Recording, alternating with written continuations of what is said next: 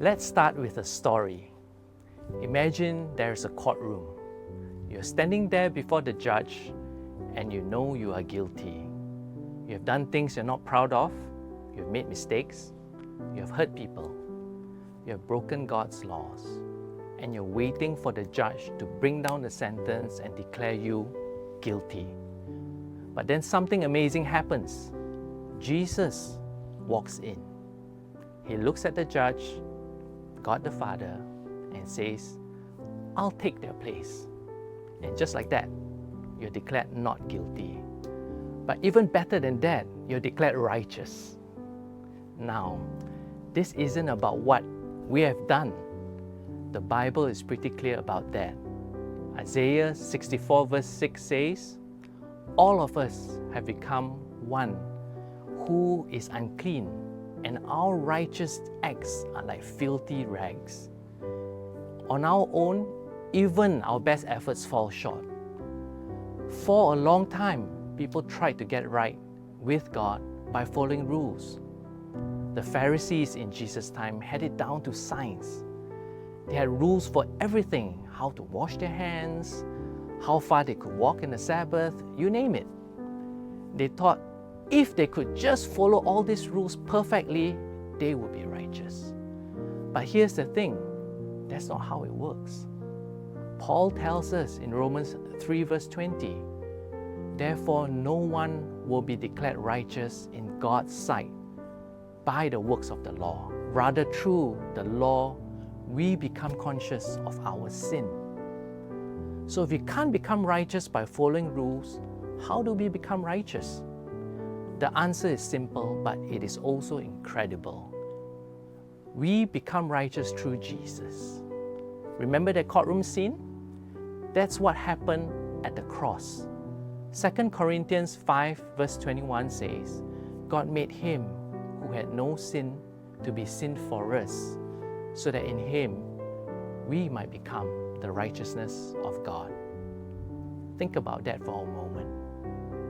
In Christ, you don't just get a clean slate, you get his righteousness. It's like you're wearing Jesus' perfect record as a robe. And when God looks at you, he sees Christ's righteousness. Now here's where it gets really good. This righteousness isn't something you can lose. It's not like God's going to take it back if you mess up. Romans 8 verse 38 to 39 tells us that nothing can separate us from God's love. That includes your mistakes and sins. This doesn't mean we should go out and sin all we want. Paul addresses this in Romans 6 verse 1 to 2. What shall we say then? Shall we go on sinning so that grace may increase? By no means. We are those who have died to sin. How can we live in it any longer? When we really understand that we are righteous in Christ, it changes how we live. We do not obey God's commands to become righteous. We obey because we are righteous. It's like we are learning to live out who we really are in Christ. Let me give you an example. Imagine you're given a beautiful white robe to wear. You know it's valuable and it represents your new identity. Would you go out and roll around in the mud wearing that robe? Of course not. It's the same way. When we understand righteousness in Christ, we want to live in a way that reflects that righteousness. So what do we do with this amazing truth? Well, first, believe it. Even when you don't feel righteous, when even you have messed up, remember that your righteousness isn't based on your feelings or actions. It's based on what Christ has done for you. Second, live from this place of righteousness. Romans 6:11 says, in the same way, count yourself dead to sin, but alive in God, in Jesus Christ. When temptation comes, remind yourself, I'm righteous in Christ. That's not who I am anymore. Finally, rest in the truth. You don't have to strive to earn God's love of approval. In Christ, you already have it. Hebrews 4, verse 9 to 10 talks about entering God's rest.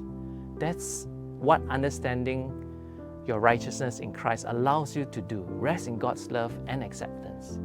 So remember, dear friends, in Christ you are righteous, not because of what you have done, but because of what He has done. You now have the everlasting favor and power of God by your side. And that truth is worth celebrating every day. Questions to discuss in the CG? How do I become righteous? That's number 1. Number 2, can I lose my righteous standing before God? Why? And finally, number 3, share what it means to you to now have God's everlasting favor and power by your side in everything that you do.